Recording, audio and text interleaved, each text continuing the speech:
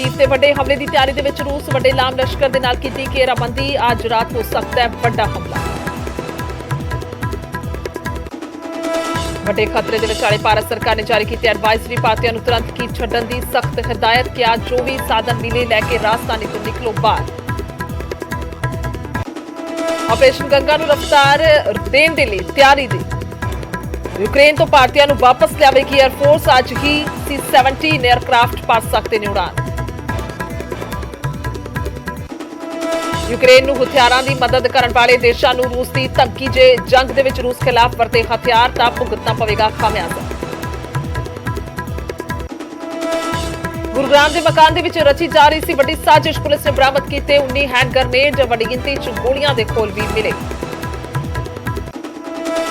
Patiala jail दे विच बंद मजीठिया दे नाल सुखबीर बादल ने की मुलाकात। 2 घंटे तक दोहां दे विचाले हुई गलबात। 8 मार्च तक न्यायिक हिरासत च ने मजीठिया।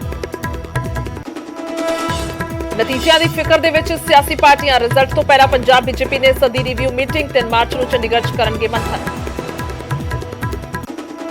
प्रधानमंत्री नरेंद्र मोदी ने सीएम चन्नी नूं दित्ती जन्मदिन की बधाई। चंगी सेहत और लंबी उम्र की कीती कामना।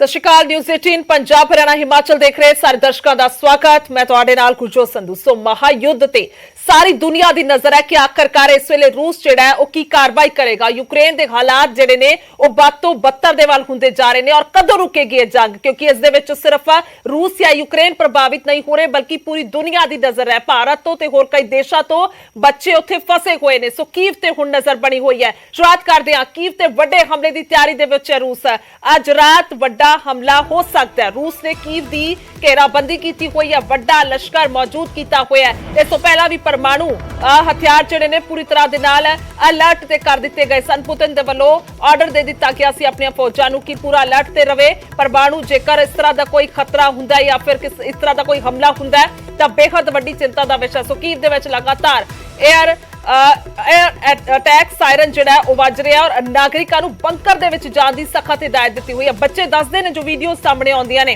कि सानू हिदायत दी हुई है जदों ही सायरन बजदा तां असीं भज के बंकरां दे विच वड़ जांदे आ और जदों आराम दे नाल सानू कहा जांदा कि हुण ठीक है माहौल तां असीं बाहर आने आ। पर इस दौरान हालात ये ने कि एक समय की रोटी खा के गुजारा करना पैंदा। सारे दिन दे विच सिर्फ एक समय का खाना जिहड़ा उन्हां बच्चों नूं मिल रहा। पर हुण अगे जो हालात होण वाले ने शायद इस तो बदतर हो सकते हैं। बड़े खतरे के विचाले भारत सरकार के वलों एडवाइजरी भी जारी कर दी गई है कि हर हाल के अज ही कीव छड्डण दे लई उन्हां नूं कह दिता गया कि जो भी तुहानूं मिलता है जिस तरह का भी प्रबंध होंदा है किसी भी चीज़ का तां घट्टो घट्ट तुसीं कीव यानी कि राजधानी नूं यूक्रेन दी छड्ड के बाहर चले जाओ किसी होर पासे। खास तौर पर इस वेले गुआढ़ी मुल्क जिहड़े ने उन्हां दे विच बच्चे शरण लै रहे ने, बॉर्डर ते पहुंचे हुए ने।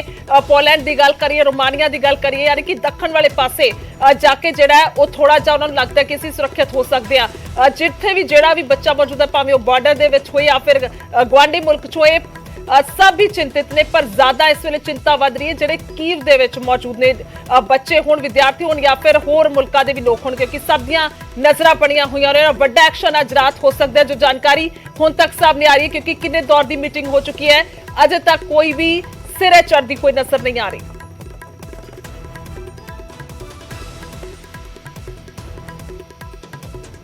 सो यूक्रेन की राजधानी कीव दे विच हालात विगड़े हुए ने। शहर दे विच तबाही दियां नवीं तस्वीरां सामने आउण लगियां ने। अंदाजा लाना मुश्किल हो रहा है कि आखिरकार किस तरह दे नाल वो धमाके कीते जा रहे हैं। डर इस करके भी है क्योंकि परमाणु जिहड़े हथियार ने उन्हां नूं पूरा अलर्ट ते कीता गया सी पुतिन दे वल्लों। जिस तरह के धमाके आ रहे हैं तां तस्वीरां कई तरह के खदशे पैदा कर रही ने।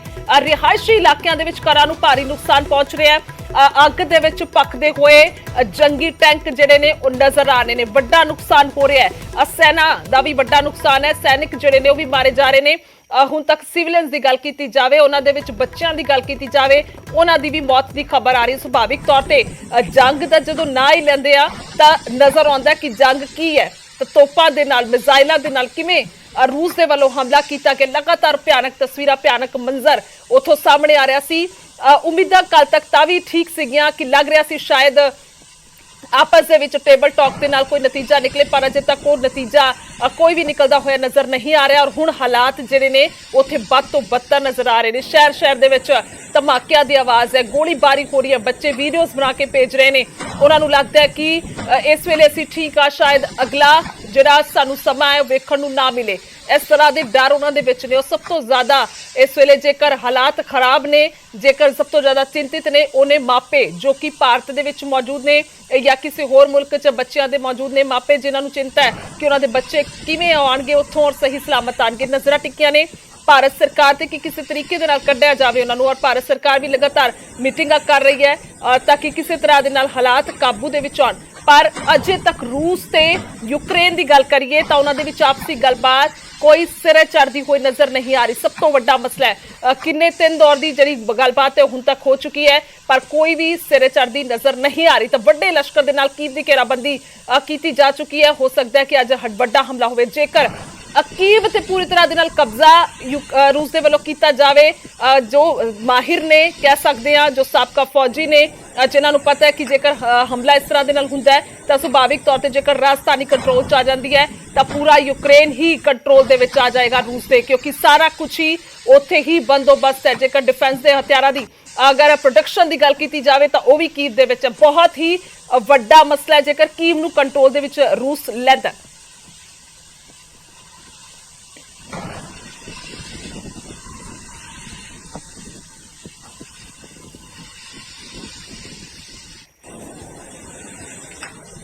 ਸੋ ਖਾਰਕੀਵ ਦੀ ਗੱਲ ਕਰ ਰਹੇ ਆ। ਖਾਰਕੀਵ ਵੀ ਇੱਕ ਵੱਡਾ ਸ਼ਹਿਰ ਹੈ, ਪਹਿਲਾਂ ਕੰਟਰੋਲ ਦੇ ਵਿੱਚ ਲਿਆ ਸੀ ਰੂਸ ਨੇ, ਉਸ ਤੋਂ ਬਾਅਦ ਉੱਥੇ ਹਾਲਾਤ ਠੀਕ ਹੋ ਗਏ ਸਨ ਬੀਤੇ ਦਿਨ ਤੱਕ। ਸੋ ਖਾਰਕੀਵ ਦੀ ਨਵੀਆਂ ਤਸਵੀਰਾਂ ਪਰ ਹੁਣ ਸਾਹਮਣੇ ਆਈਆਂ ਨੇ ਜਿਸ ਦੇ ਵਿੱਚ ਹਰ ਪਾਸੇ ਤਬਾਹੀ ਹੀ ਤਬਾਹੀ ਦਾ ਮੰਜ਼ਰ ਹੈ। ਕਿਉਂਕਿ ਖਾਰਕੀਵ ਦੀ ਗੱਲ ਕਰੀਏ ਤਾਂ ਕੀਵ ਤੋਂ ਬਾਅਦ ਇੱਕ ਵੱਡਾ ਸ਼ਹਿਰ ਹੈ, ਉੱਥੇ ਵੀ ਕਾਫੀ ਜ਼ਿਆਦਾ ਵੱਡੀ ਤਾਦਾਦ ਜਿਹੜੀ ਹੈ ਆਮ ਲੋਕਾਂ ਦੀ ਹੈ। ਉੱਥੋਂ ਨਿਕਲਣਾ ਵੀ ਲੋਕਾਂ ਨੇ ਸ਼ੁਰੂ ਕੀਤਾ ਸੀ ਔਰ ਉਹ ਬਿਲਕੁਲ ਜਿਹੜਾ ਹੈ ਉਹ ਦੂਸਰੇ ਵਾਲੇ ਪਾਸੇ ਈਸਟ ਵਾਲੇ ਪਾਸੇ ਆ ਜਾਂਦਾ ਹੈ ਔਰ ਵੈਸਟ ਤੋਂ ਬੱਚੇ ਨਿਕਲ ਰਹੇ ਨੇ। ਜੇਕਰ ਈਸਟ ਵਾਲੇ ਪਾਸੇ ਕੋਈ ਬੱਚੇ ਫਸੇ ਹੋਏ ਨੇ ਤਾਂ ਉਹਨਾਂ ਦੇ ਲਈ ਜ਼ਿਆਦਾ ਵੱਡਾ ਚਿੰਤਾ ਦਾ ਵਿਸ਼ਾ। ਜੇਕਰ ਅਸੀਂ ਥੋੜਾ ਜਿਹਾ ਮੈਪ ਨੂੰ ਸਮਝਦੇ ਹਾਂ ਤਾਂ ਖਾਰਕੀਵ ਤੇ ਪਹਿਲਾਂ ਵੀ ਜਿਹੜਾ ਪੂਰੀ ਤਬਾਹੀ ਨਜ਼ਰ ਆਈ ਸੀ, ਪਰ ਉੱਥੋਂ ਫਿਰ ਰੂਸੀ ਟੈਂਕ ਜਿਹੜੇ ਨੇ ਉਹ ਚਲੇ ਗਏ ਸਨ ਜਾਂ ਫਿਰ ਕਹਿ ਸਕਦੇ ਆ ਕਿ ਯੂਕਰੇਨ ਦੀਆਂ ਫੌਜਾਂ ਨੇ ਉੱਥੋਂ ਕੱਢ ਦਿੱਤੇ ਸਨ। ਪਰ ਹੁਣ ਉੱਥੋਂ ਫਿਰ ਤੋਂ ਜਿਹੜੀਆਂ ਮਿਜ਼ਾਈਲਾਂ ਗਿਰਦੀਆਂ ਹੋਈਆਂ ਨਜ਼ਰ ਆ ਰਹੀਆਂ ਨੇ। ਸੋ ਯੂਕਰੇਨ ਦੇ ਵਿੱਚ ਭਾਰਤੀ ਦੀ ਮੌਤ ਹੋਈ ਹੈ। ਇਸ ਵੇਲੇ ਦੀ ਮੰਦਭਾਗੀ ਖਬਰ ਕਹਿ ਸਕਦੇ ਆ ਰਹੀ ਹੈ। ਰੂਸ ਯੂਕਰੇਨ ਜੰਗ ਦੇ ਵਿਚਾਲੇ ਭਾਰਤੀ ਵਿਦਿਆਰਥੀ ਦੀ ਮੌਤ ਦੀ ਖਬਰ ਆ ਰਹੀ ਹੈ। ਮੰਦਭਾਗੀ ਖਬਰ ਹੈ, ਮਾਪਿਆਂ ਦੇ ਲਈ ਵੱਡਾ ਚਿੰਤਾ ਦਾ ਵਿਸ਼ਾ ਹੈ। ਰੂਸ ਯੂਕਰੇਨ ਜੰਗ ਦੇ ਵਿਚਾਲੇ ਭਾਰਤੀ ਵਿਦਿਆਰਥੀ ਦੀ ਮੌਤ ਦੀ ਖਬਰ ਹੈ। ਖਾਰਕੀਵ ਦੇ ਵਿੱਚ ਗੋਲੀਬਾਰੀ ਦੇ ਵਿੱਚ ਇਹ ਮੌਤ ਹੋਈ ਹੈ। ਪਰਿਵਾਰ ਦੇ ਨਾਲ ਸੰਪਰਕ ਦੇ ਵਿੱਚ ਵਿਦੇਸ਼ ਮੰਤਰਾਲੇ ਦੇ ਵੱਲੋਂ ਜਾਣਕਾਰੀ ਦਿੱਤੀ ਗਈ ਹੈ। ਇੱਕ ਮੰਦਭਾਗੀ ਖਬਰ ਆਉਂਦੀ ਹੈ ਕਿਉਂਕਿ ਲਗਾਤਾਰ ਨਜ਼ਰਾਂ ਟਿਕੀਆਂ ਹੋਈਆਂ ਨੇ ਕਿ ਆਖਰਕਾਰ ਉੱਥੇ ਫਸੇ ਹੋਏ ਬੱਚਿਆਂ ਨੂੰ ਕਿਸੇ ਤਰੀਕੇ ਦੇ ਨਾਲ ਬਾਹਰ ਕੱਢਿਆ ਜਾਵੇ। ਪਰ ਜਦੋਂ ਇਸ ਤਰ੍ਹਾਂ ਦੀ ਖਬਰ ਆਉਂਦੀ ਹੈ ਕਿਉਂਕਿ ਲਗਾਤਾਰ ਉੱਥੇ ਮੌਜੂਦ ਬੱਚੇ ਜਿਹੜੇ ਨੇ ਵੀਡੀਓਜ਼ ਬਣਾ ਕੇ ਭੇਜ ਰਹੇ ਨੇ, ਬੱਚਿਆਂ ਦੇ ਵੱਲੋਂ ਮਦਦ ਦੀ ਗੁਹਾਰ ਲਗਾਈ ਜਾ ਰਹੀ ਹੈ। ਅੱਖਾਂ ਦੇ ਵਿੱਚ ਹੰਝੂ ਨੇ, ਦਿਲ ਦੇ ਵਿੱਚ ਦਹਿਸ਼ਤ ਹੈ ਔਰ ਸਿਰਫ ਤੇ ਸਿਰਫ ਜ਼ੁਬਾਨ ਤੇ ਇਹੀ ਹੈ ਕਿ ਸਾਨੂੰ ਭਾਰਤ ਸਰਕਾਰ, ਸਾਨੂੰ ਸਾਡੀ ਸੂਬਾ ਸਰਕਾਰ ਕਿਸੇ ਤਰ੍ਹਾਂ ਦੇ ਨਾਲ ਇੱਥੋਂ ਕੱਢੇ। ਕਿਉਂਕਿ ਜੇਕਰ ਈਰਾਨ ਔਰ ਇਰਾਕ ਦੀ ਗੱਲ ਕਰੀਏ, ਉਹਨਾਂ ਦਾ ਕਹਿਣਾ ਹੈ ਕਿ ਉਹਨਾਂ ਦੇ ਸਪੈਸ਼ਲ ਜੈਟ ਆਉਂਦੇ ਨੇ ਔਰ ਉਹਨਾਂ ਨੂੰ ਬਿਠਾ ਕੇ ਬੱਚਿਆਂ ਨੂੰ ਸਾਡੇ ਨਾਲ ਪੜ੍ਹਦੇ ਨੇ ਜਿਹੜੇ ਬੱਚੇ ਉਹ ਈਰਾਨ ਇਰਾਕ ਦੇ ਨੇ ਤਾਂ ਉਹਨਾਂ ਨੂੰ ਲੈ ਕੇ ਜਾ ਰਹੇ ਨੇ, ਬਕਾਇਦਾ ਕੀਵ ਚ ਆ ਰਹੇ ਨੇ, ਖਾਰਕੀਵ ਚ ਆ ਰਹੇ ਨੇ। ਸਾਡਾ ਭਾਰਤ ਕਿਉਂ ਨਹੀਂ ਉੱਥੇ ਪਹੁੰਚ ਪਾ ਰਿਹਾ, ਇਸ ਕਰਕੇ ਉਹਨਾਂ ਦੇ ਲਗਾਤਾਰ ਚਿੰਤਾਵਾਂ ਵੱਧ ਰਹੀਆਂ ਨੇ। ਪਰ ਇਸ ਦੇ ਵਿਚਾਲੇ ਜਦੋਂ ਇਹ ਖਬਰ ਆਉਂਦੀ ਹੈ ਤਾਂ ਵਾਕਈ ਮਾਪਿਆਂ ਦੇ ਲਈ ਬਹੁਤ ਵੱਡੀ ਚਿੰਤਾ ਦਾ ਵਿਸ਼ਾ ਹੈ। ਲੋੜ ਵੀ ਹੈ ਇੱਕ ਇਸ ਵੇਲੇ ਸੰਜਮ ਵਰਤਣ ਦੀ, ਪਰ ਸਭ ਤੋਂ ਜ਼ਿਆਦਾ ਲੋੜ ਹੈ ਕਿ ਭਾਰਤ ਸਰਕਾਰ ਕੁਝ ਅਜਿਹੇ ਤਿੱਖੇ ਕਦਮ ਚੁੱਕੇ ਤਾਂ ਕਿ ਬੱਚਿਆਂ ਨੂੰ ਸਭ ਨੂੰ ਬਚਾਇਆ ਜਾ ਸਕੇ। ਫੋਨ ਲਾइन पे शैलेंद्र बांकू ने सारे पत्रकार ज्यादा जानकारी ली। शैलेंद्र, वाकई मंदभागी खबर है, क्या कुछ जानकारी आपके पास? देखिए, ये बहुत दुखद खबर है कि एक भारतीय नागरिक की जान चली गई है। इसकी पुष्टि अब से कुछ देर पहले विदेश मंत्रालय ने खुद की है कि शेलिंग के दौरान खारकीव में इस सुबह इस भारतीय नागरिक की मौत हुई है और विदेश मंत्रालय की तरफ से इस भारतीय के परिवार को संवेदना व्यक्त की गई है परिवार के साथ में। और वहीं इस पूरे मामले के बाद अब मामला और गर्मा गया है। विदेश सचिव एम्बेसडर जो है रशिया के और यूक्रेन के, उनको दोबारा कॉल करके उनसे दोबारा ये कह रहे हैं कि सभी भारतीयों की सुरक्षा और उनकी सेफ पैसेज जरूरी है। जो भी अभी खार्किव में है या बिल्कुल। बाकी जो जोन्स में है, ये बहुत जरूरी है। और साथ ही साथ जो हमारे एम्बेसडर्स यूक्रेन और रूस में हैं, वो भी वहां पे सरकार के पास जाकर ये कन्वे कर रहे हैं कि इस तरह की चीज बर्दाश्त नहीं की जाएगी। और बिल्कुल शैलेंद्र, जो इस भी पे भी इंडियन आएंगे, लेकिन पहले जानकारी चाहेंगे जो विद्यार्थी जो आप बता रहे नागरिक की मौत हुई है, क्या जानकारी मिल पाई है? वो किस राज्य का है, कहाँ से संबंधित है, उसका नाम क्या है? देखिए, जो शुरुआती जानकारी मिल रही है, हालांकि उनके नाम को लेकर अब तक कंफर्मेशन एमईए की तरफ से नहीं है, लेकिन बताया जा रहा है ये भारतीय नागरिक कर्नाटक का स्टूडेंट था वहां पर। और ये उस टाइम गवर्नर हाउस जो खार्किव में है उसके पास था जब ये मिसाइल अटैक हुआ। हालांकि इसकी डिटेल्स अब तक सामने नहीं आई है और नाम अब तक ऑफिशियली कंफर्म नहीं किया गया है विदेश मंत्रालय की तरफ से, लेकिन ये बताया जा रहा है कि ये कर्नाटक का स्टूडेंट था जो आज सुबह के अटैक के बाद लापता हो गया था, लेकिन अब कंफर्म कर दिया गया है यूक्रेन सरकार की तरफ से भी और अब विदेश मंत्रालय भारत की तरफ से भी कि भारतीय नागरिक की इसमें मौत हुई है। और हमारे सूत्र ये बता रहे हैं कि अब डिप्लोमेटिकली और पॉलिटिकली भी भारत इस मामले को रूस से उठाएगा और इसमें कई कदम उठाए जाएंगे, क्योंकि भारत के लिए अपने नागरिकों की सुरक्षा इस वक्त जो है वो सबसे अहम है। और भारत ने कन्वे भी कर दिया है कि जो खार्किव में बाकी स्टूडेंट्स हैं और रूस के अन्य मॉस्को माफ कीजिए यूक्रेन के अन्य उन इलाकों में जहां पर भारतीय नागरिक फंसे हुए हैं, उनको एक सेफ पैसेज मिलना चाहिए ताकि वो अपने देश छोड़ सके। कहा तो जा रहा है शैलेंद्र, आखिर एक सवाल है, क्या कुछ और जानकारी, क्या कुछ भारत सरकार की ओर से आगे का प्लान किया जा रहा है? कुछ शब्दों में जानकारी। देखिए, इस कैजुअलिटी के इमीडिएटली बाद विदेश सचिव की तरफ से रूस के राजदूत और यूक्रेन के राजदूत को दोबारा कॉल करके कन्वे किया गया है और डिमांड किया गया है कि जो भी इंडियन नेशनल्स इस वक्त खार्किव में हैं, जो कि लगातार जहां पे शेलिंग हो रही है, बॉम्बिंग हो रही है, उनको सेफ पैसेज मिलना चाहिए, या उन इलाकों में जहां पर कॉन्फ्लिक्ट लगातार जारी है वहां से भारतीय नागरिकों को सुरक्षित निकलने का मौका मिलना चाहिए। इस तरह का कन्वे किया गया फॉरेन सेक्रेटरी की तरफ। धन्यवाद शैलेंद्र, तमाम जानकारी के लिए शुक्रिया। सो वाकई बड़ी खबर है, मनभागी खबर है और कर्नाटक ਦਾ ਇਹ ਵਿਦਿਆਰਥੀ ਦੱਸਿਆ ਜਾ ਰਿਹਾ ਹੈ, ਇਹ ਨਾਗਰਿਕ ਦੱਸਿਆ ਜਾ ਰਿਹਾ ਹੈ ਜਿਸ ਦੀ ਮੌਤ ਦੀ ਖਬਰ ਹੈ। ਔਰ ਉਸ ਤੋਂ ਬਾਅਦ ਹੁਣ ਭਾਰਤ ਨੂੰ ਵਾਕਈ ਕੋਈ ਨਾ ਕੋਈ ਐਕਸ਼ਨ ਜਿਹੜਾ ਜ਼ਰੂਰ ਲੈਣਾ ਹੋਏਗਾ, ਕਿਉਂਕਿ ਕੱਲ ਵੀ ਜਦੋਂ ਹਾਈ ਲੈਵਲ ਮੀਟਿੰਗ ਹੋਈ ਸੀ ਰੂਸ ਤੇ ਯੂਕਰੇਨ ਦੇ ਵਿਚਾਲੇ ਤਾਂ ਉਸ ਵੇਲੇ ਵੀ ਜ਼ਿਕਰ ਹੋਇਆ ਸੀ ਕਿ 354 ਲੋਕ ਬੀਤੇ ਦਿਨ ਤੱਕ ਉਸ ਮੀਟਿੰਗ ਤੱਕ ਮਾਰੇ ਗਏ ਸਨ, ਜਿਸ ਦੇ ਵਿੱਚ 16 ਬੱਚੇ ਸ਼ਾਮਿਲ ਸੀਗੇ, ਜੋ ਵਾਕਈ ਬਹੁਤ ਹੀ ਵੱਡੀ ਚਿੰਤਾ ਦਾ ਵਿਸ਼ਾ ਜਿਸ ਤਰ੍ਹਾਂ ਦੇ ਨਾਲ ਇਹ ਜੰਗ ਲੱਗੀ ਹੋਈ ਹੈ। ਸਾਰੀ ਦੁਨੀਆ ਦੀ ਨਜ਼ਰ ਇਸ ਤੇ ਟਿਕੀ ਹੈ।